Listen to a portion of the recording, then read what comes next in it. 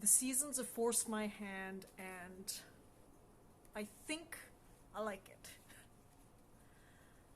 The last couple of months I've taken an extended break from breakdancing, dancing, and choreographing. I did so because some other more immediate projects came to my attention. The first was a high intensity interval training challenge for some free swag. The next was my favorite training pool opening up for a brief summer window.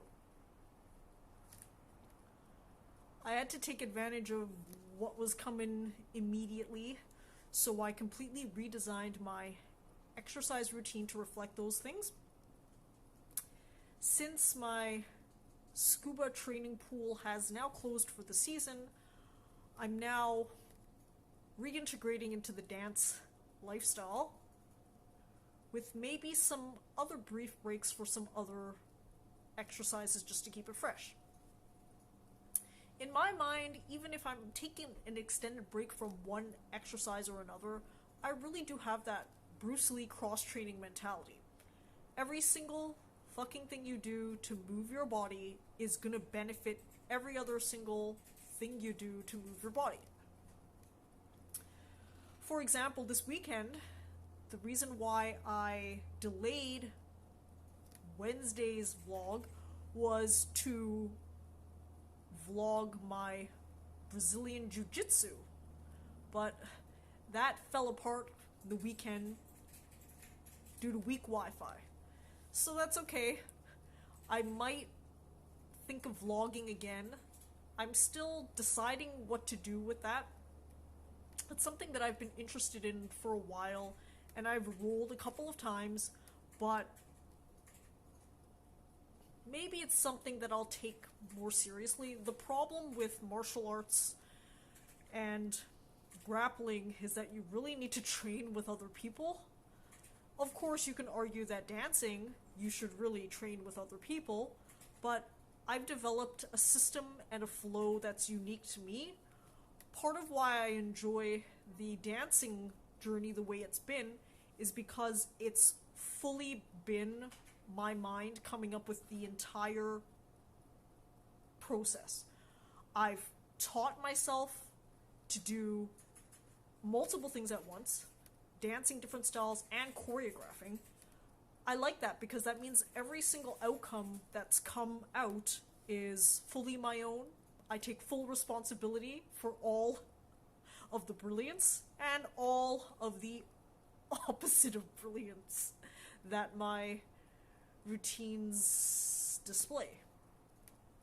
So before I talk too much, I think I'm going to catch a bit of flow from the previous weeks. I've already chosen a song and actually revealed it in advance because I was doing some elements of live choreography in the live vlog, but now I've decided to cut it all off. I have to implement a deadline on myself because I realized what the benefit is of live vlogging. The benefit is that live is one and done. I've realized that I need to clear my mind of ideas in order to keep having new ideas. The benefit of live is that I have no possible way of extracting things from live and then working and tinkering and editing, so that eliminates my however little desire to do so. I have a little desire to do that anyways, but that cuts it right out. So that means I'm always moving on to more ideas. I've mentioned before that I think of creativity like men think of hitting on women. It's a numbers game. It's volume, volume, volume. But I've now realized through live vlogging that my volume is bottlenecked by old, stale ideas. By old and stale, I really just mean the time that it's spent in my head running around. Part of why I force myself to just dance and perform at certain time intervals is because the ideas do tend to overstay their welcome in a way. There's a specific time where things stay fresh, ideas are coming anew in a specific song concept, but there are times where I overbake. I really do. I think this is an example of what is considered overbaking. 2 weeks, I think, 1 fortnight, is about as much time as I should spend to have optimal choreography and practice time. Anything over that, I think it's overbaked. This time, I delayed by an extra week, so I had 3 weeks to stew, and I think that was too much. So sometimes you gotta do under and over to find the perfect balance. I've tried 1 week, I've tried 3 weeks, 2 weeks seems to be perfect, so I'm going to reintegrate into the 2-week routine. In any case though, Leave the Door Open by Bruno Mars. This is my new choreography.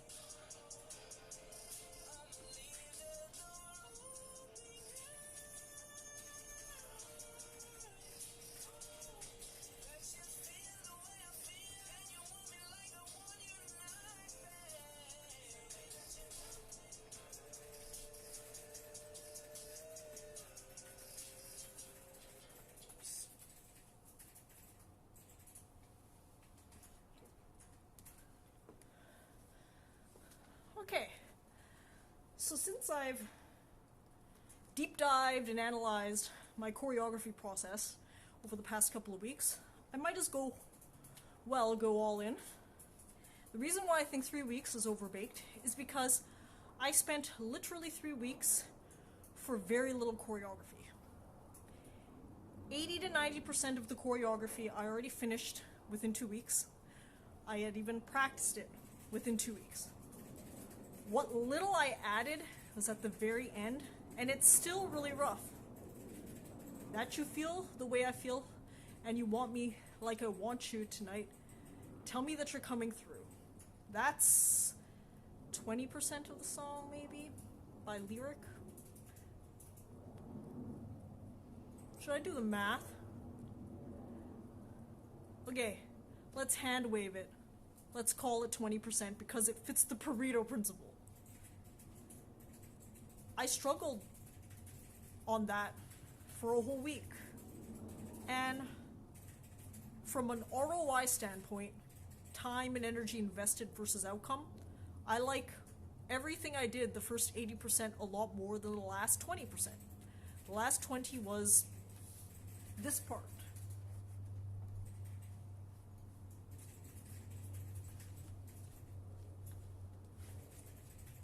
That took me a whole week. So, it's just the way that these choreographies are going to go. In reviewing them, I like some more than others. I love some more than others. All of them have a special place to me. They're unique to me. They're unique to this pandemic journey.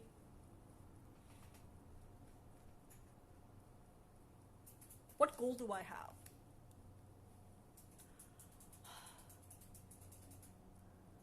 I do vlog and rewatch in slow-mo to improve my performance.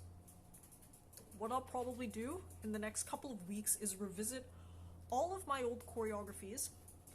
I've compacted it into a 30-minute exercise routine that I do for cardio purposes. I think in doing that, I'll then have a clearer understanding of how much I've improved. Sometimes with these choreographies, you need time for you to settle in, to think, to add, subtract. The more important factor is that as I'm learning new moves, my repertoire of possible dance moves increases. Of course, as a beginner, I'm still limited by the dance moves that I can reliably execute. Many times I reach a little bit further than I can reliably execute. That's fine, that's for fun, that's to keep things exciting, keep things entertaining for me. But I have less of a real need to perform, per se. A lot of times I think when we become adults, people become obsessed with adulting. They always want what they invest time in to earn money. I think that's counter to creativity. That's my opinion. At least for creative endeavors, that's what I found for myself. So, for me, just keeping my body moving, keeping my creativity moving has been enough to motivate me to do this. I'll relate this to dopamine. I started this thread a couple vlogs ago. I might have a couple vlog arc about this, but I've often mentioned neuroscientist Andrew Huberman. I've completely changed my lifestyle during the pandemic because this was the optimal time to do it. When I'm adventure traveling, when I'm adventuring in general, a lot of times I'm just operating on fumes, to be honest. I happen to have a relatively healthy schedule when traveling, aside from airplane days, because I needed to invest in the fuel to fuel the adventure. So I've never been one to party excessively or even at all. I sleep early. I eat healthily. And I keep my exercise routine wherever I am in the world. But curiously, when I'm at home, I have a tendency to go off trail really quickly. I stay up later than I should. I eat more junk than I should. Exercise, though, has always been the one constant. That's because the exercise routine completely revolutionized my health. I had been suffering from debilitating back pain, but using exercise, I was able to completely 100% recover from something that my doctors had warned I might never recover from. So the proof of concept is there.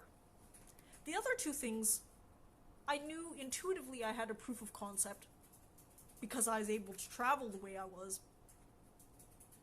in large part due to good habits on the road. But I wanted to be systematic about it because even though I have largely good habits on the road, there were many large blocks of time where I really broke the rules to my detriment.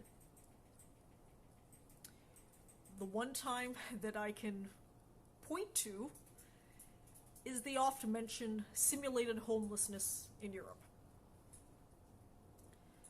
Due to poor planning on my part, I suddenly decided at the last moment, before entering Africa, that I wanted to participate in an expensive gorilla trek. Since I had never budgeted for it, in the couple weeks before that, I decided to knock out what the easiest thing was that cost the most: accommodation in Europe. What possessed me to do this, I'm still trying to figure out. But instead of spending $20 to $50 per night on a hostel, I hobbled together a homeless plan that would have me spend $0 a night. In this homeless plan, I actually encountered local homeless populations in train stations, in bus stations.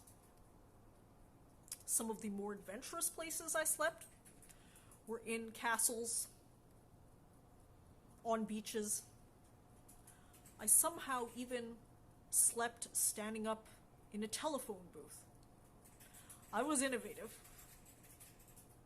But part of the problem was I completely knocked my schedule out of whack. As much as some of these places might seem like romantic places to sleep, in castles, museums, beaches, they completely inverted my schedule. How I was able to accomplish this is largely because I was interbusing between cities. I had 8, sometimes 10, 12 hours of consecutive time on a bus. It was just in the daytime. So I would sometimes invert my schedule. I would sometimes sleep when I felt tired. Sometimes that was at night. But my schedule was thrown completely off whack. And I can now recognize that my health suffered and my trip suffered from that. At the time, something was carrying me through. What was it? The sense of adventure? I'm still trying to figure out. If you were to ask me right now, the sense of adventure probably was it. Okay, how is homelessness adventure? It just was. I think the fact that I could live on that oft-mentioned $1 a day budget, I was proving something. What am I proving, though? I have no clue. I'll still have to think about it. But the important thing is I threw